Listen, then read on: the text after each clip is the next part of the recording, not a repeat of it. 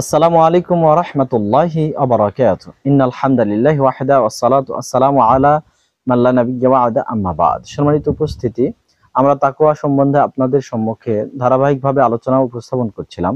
14তম পর্বে এসে আমরা দুইটা ছোট ছোট বিষয় আলোচনা উপস্থাপন করব ইনশাআল্লাহ।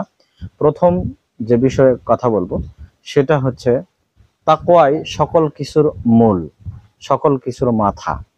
যেমন জনৈক ব্যক্তি আবু সাঈদ খুদরি রাদিয়াল্লাহু আনহুকে এসে বলছেন যে আপনি আমাকে নসিহা করুন, উপদেশ দিন।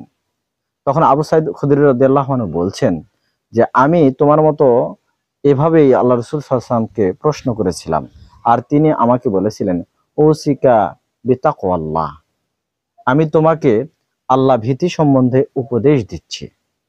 ফা ইন্নাহু রাআসু কুল্লি শাইইন, কেননা এই নিশ্চয় তাকওয়া এটাই হচ্ছে সকল কিছুর মূল বা মাথা।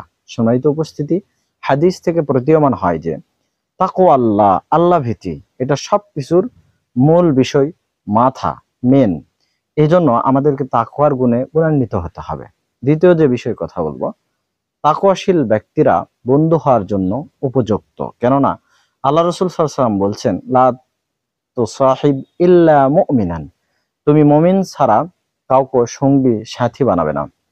ওয়ালা ইয়াকুল তাআমাকা ইল্লা তাকিয়ুন, আর তোমার খাবার যেন মুত্তাকি ছাড়া অন্য কেউ না খায়।